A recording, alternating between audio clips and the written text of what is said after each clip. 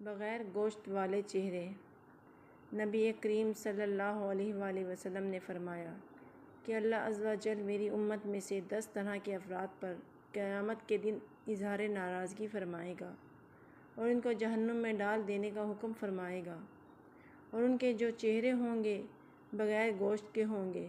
عرض کیا گیا یا رسول اللہ وہ کون سے 10 لوگ ہوں گے؟